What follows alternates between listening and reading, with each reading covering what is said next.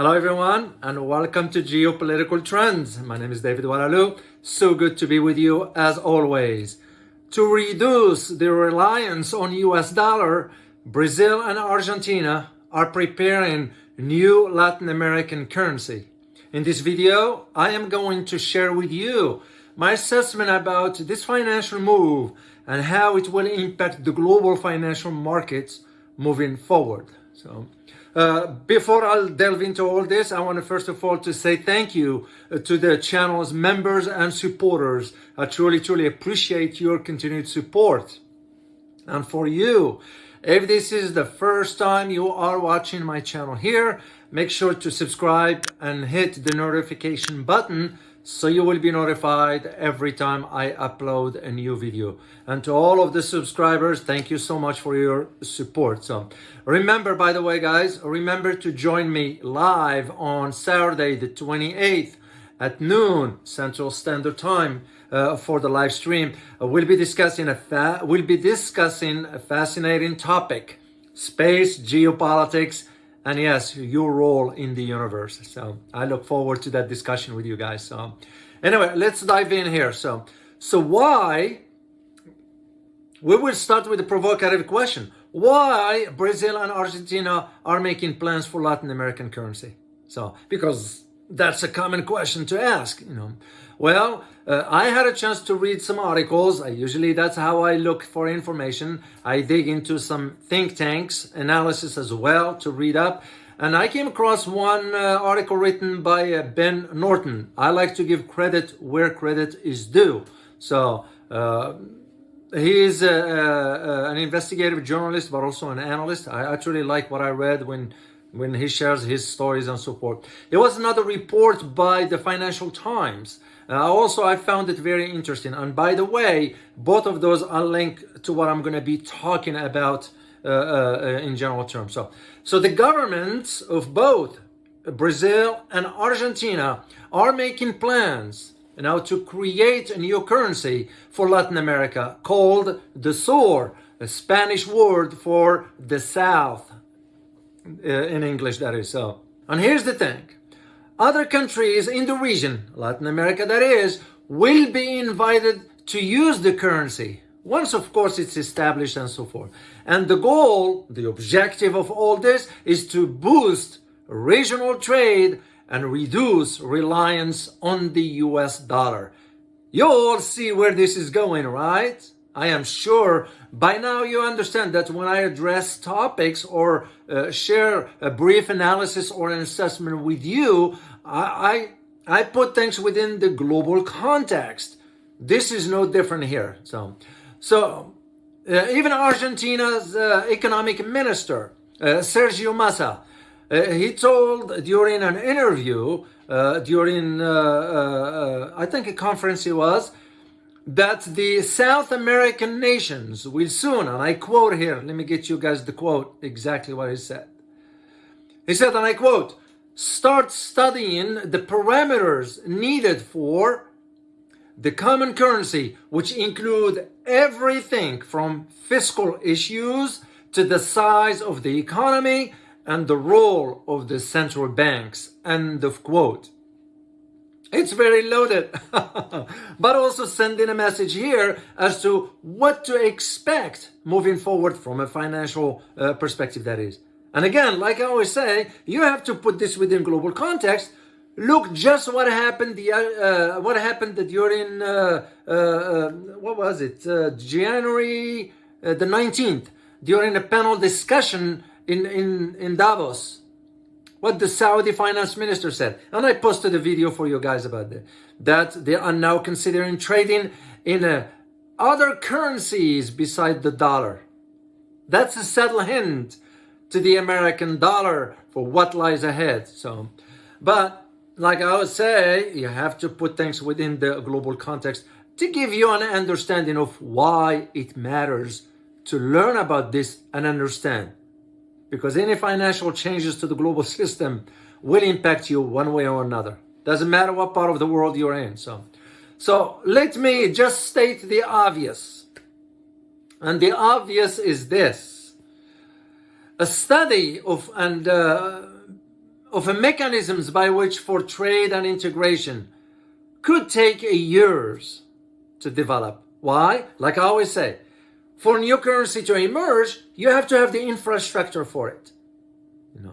And this, what Argentina and Brazil are doing, is just the first step on a long road which Latin America must travel if it wants to become independent of the US dollar. So, and again, this brings me to talk about BRICS. Why is this important? Because BRICS, Brazil, Russia, India, China, and South Africa, have been talking about establishing some sort of a currency by which they can trade among each other. Well, guess when they start talking about this? Back in 2013. Actually, the original conversation started in 2011. It was only till recently with the sanctions on Russia that now they are moving forward. And when I say they, I'm referring to the main countries in BRICS, Russia and China. They are getting more gold because anything that's going to come out of BRICS is going to be backed by gold. That's what it is. Latin America will be in the same direction, in the same path, shall we say. It's going to take time, but at least they are starting on this. As a matter of fact, Brazil and Argentina now will be discussing the currency plans at the upcoming meeting of the Community of Latin American and Caribbean States, which will take in Buenos Aires on January 24th. That's when they're going to be discussing this. It's the same pattern, same path the BRICS did back then. So the difference here, of course, is you have to keep in mind that Brazil, which is a member of the BRICS, Brazil, Russia, India, China, and South Africa, it has the largest economy in Latin America. Okay? Argentina, on the other hand, is considered the third largest economy in Latin America after Mexico. So basically you get Brazil, Mexico, and Argentina. Three main economies in Latin America. So you can just see if Argentina and Brazil pushing forward with the creation of new currency, you all see where this is headed. I'm sure the American system is going to now figure something out for Latin America. So I had a chance to read some sort of assessment or analysis by an Argentinian based Spanish economist. His name is Alfredo Serrano Mang. He is now the director of a think tank that is this think tank is dedicated to regional integration, the Latin American Strategic Center of Geopolitics.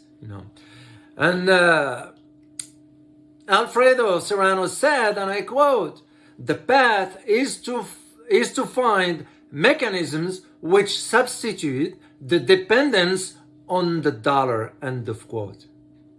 The objective is clear. The goal is clear. They know why they want to create the currency. And when you take what's going on right now in Latin America, with what the Saudis just have said, with what Russia and China and India are doing, with what Africa is doing, you can just see every country is moving into that direction of time to dump the US dollar. Because frankly, and I don't sugarcoat this because this is what's expected of an analyst, you can be wishy-washy about the wording of certain things. Here's the thing. We have abused our power, the financial one that is, the dollar that is.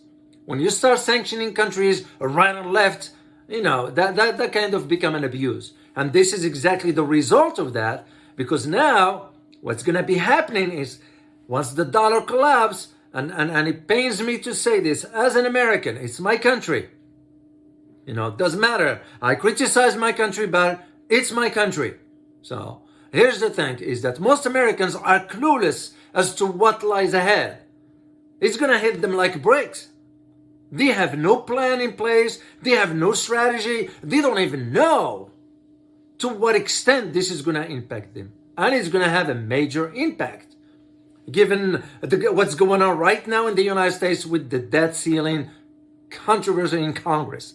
So we already crossed over $31 trillion and we are borrowing more money from other countries. While at the same time, you look at China, what they just did, they are selling US Treasury debts.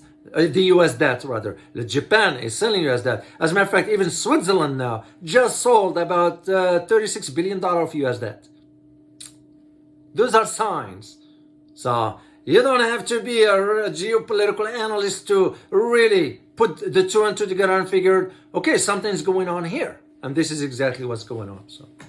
So Brazil's president, Lula da Silva, who returned to power just 3 weeks ago, January 1st, I remember during his electoral campaign back then, Lula has floated the idea of the possibility of creating a regional currency for trade. And I recall on May 2022, last year, he said, and I quote here, let me get the quote here for you guys. He said, and I quote, "We are going to create currency in Latin America because we can't keep depending on the dollar. It will not be based on the euro model in that countries could maintain their sovereign domestic currency." End of quote.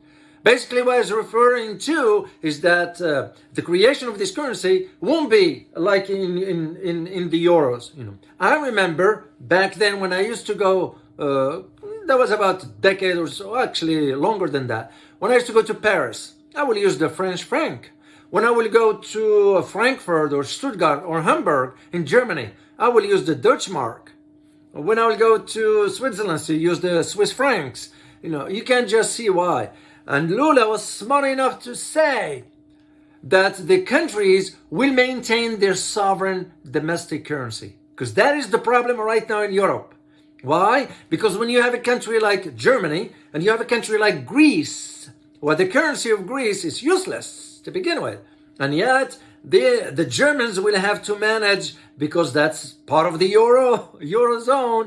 Every country will have to obey by the rules, shall we say. Even a country like Greece, well, no offense to Greece, it's just financially is not where it needs to be.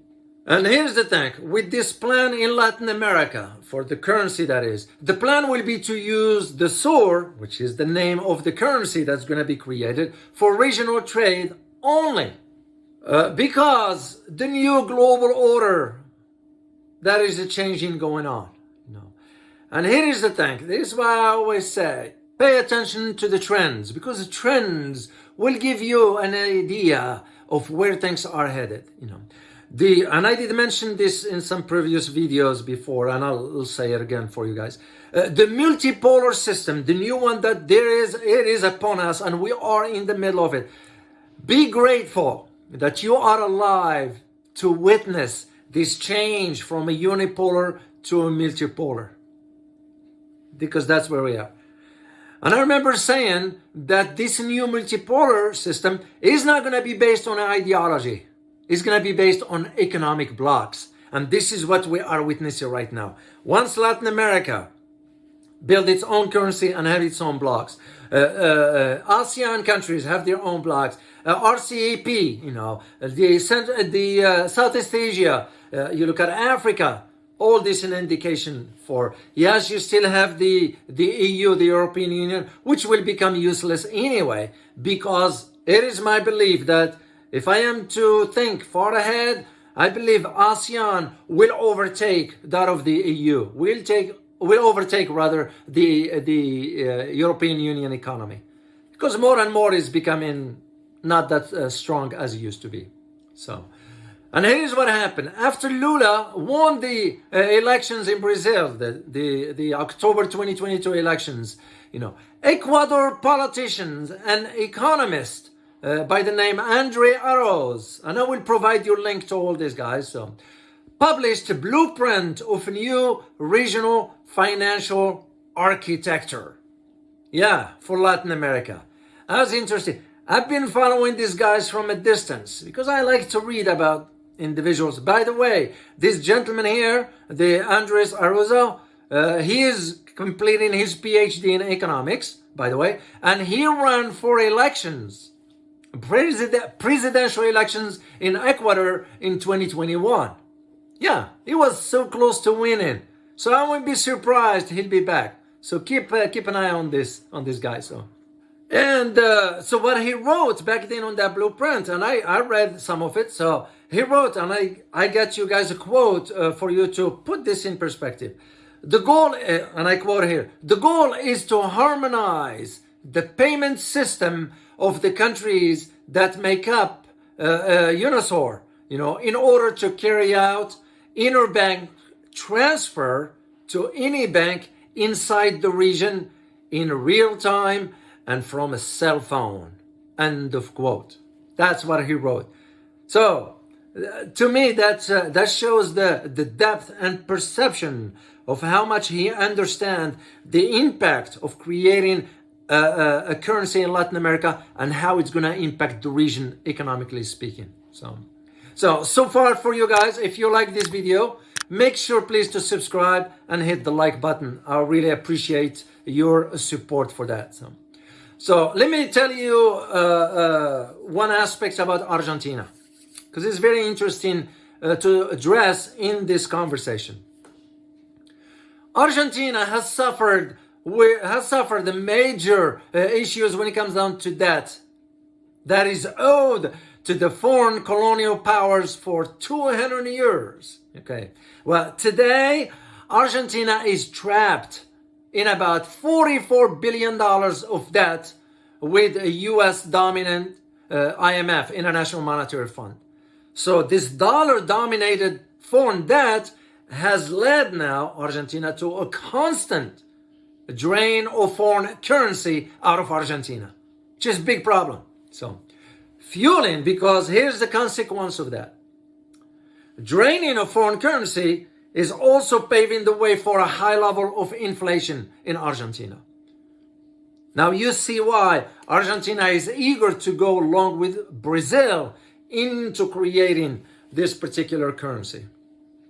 As a matter of fact, Argentina's president, Alberto Fernandez, visited China and Russia in February 2022. And the reason for his visit, it was to seek alternative to the US-dominated financial system and joining Beijing BRI, Belt and Road Initiative. Yes.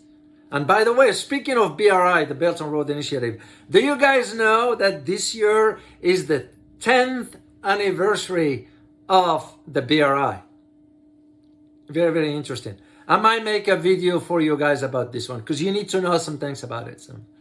And here's the thing. Here's the other interesting aspect of this. Argentina has also applied to join the extended BRICS Plus bloc. It's because Buenos Aires, or Argentina that is, was invited in 2022 to BRICS summit that was held in China. And it was, by the way, the invitation was at China's request. So you all can see the moving parts within this geopolitical chessboard as to where things are headed. And by the way, just FYI, Lula da Silva, the current president of Brazil, himself was a co-founder of the BRICS, Brazil, Russia, India, China, and South Africa. So both Brazil and Argentina are already part of South American trade bloc known as Mercosur. In Spanish is Mercado Común del Sur, or the Common Market of the South. They're already a part of it. The two major economies in Latin America. And the Brazilian president has for years emphasized the importance of an economic and political integration of Latin America and the Caribbean for that matter. Speaking of Caribbean, do you guys know that China has some investments now in Caribbean? Yeah.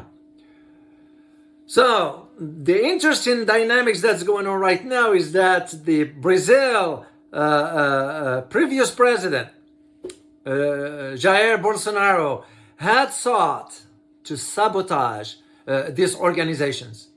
Yeah. He tried by either withdrawing or suspending Brazil's membership and instead aligning the South American giant closely with the United States. So, and when he came to power, Bolsonaro that is, How did he came to power, by the way? I don't know if any of you know the background story. So I'll not share it with you, of course. Bolsonaro came to power thanks to 2 US-backed political coups in Brazil, including parliamentary push against Workers' Party, President Dilma Rousseff in 2016, and the politically motivated imprisonment of Lula da Silva on false charges in the lead-up to the 2018 elections. And here is the kicker that nobody knew about. You know, I never discussed it before. I was aware of it, but I'll share it with you. Is that, you know, when Bolsonaro won the elections, do you know he traveled to the CIA headquarters in Virginia? Yeah, that's what happened. So anyway, by the way, Bolsonaro, fearing now the legal consequences in Brazil for his flagrant corruption and for policies that caused the mass death of citizens, Bolsonaro fled to Florida 2 days before his term ended, you know. And he's currently in Florida, living as a fugitive from justice. So I don't know what your opinion about Bolsonaro, but that's the reality of it. And by the way, I fact-checked this information and is accurate. So here's my conclusion for you. There is a reason. There is a reason why, and again, use history always as your guide. There is a reason why the golden age of exploration lasted 2 centuries to fuel the world capitalism, that is. And it worked. It worked till then, you know. The one big challenge was that only the elite and perhaps some pirates benefited from it. And it led to the age of, sadly, imperialism, which still carries a heavy consequences and meaning in the relations and emotions of the affected regions, countries, and societies. Now that we have learned from history, we can say that the rapid changes on the geopolitical landscape can create a better future moving forward by being smart, or smarter, I shall say, with our decisions, with our actions, and with our finances also. This is why I keep saying the new multipolar world is not directed by ideology, but rather economic blocks. And I always say, personally, supporting regional and local stakeholders for that matter, and experts, and being wise about the collaboration to effect long-term beneficial change where the need and opportunities align together and everyone can benefit. This is why Latin America could be the answer. It's primed and ready for sustainable and impact investments. This is where I see it going. So I hope you find this very informative. And as always, remember, geopolitics impact your daily life more ways than one. Till next time, guys. Bye-bye.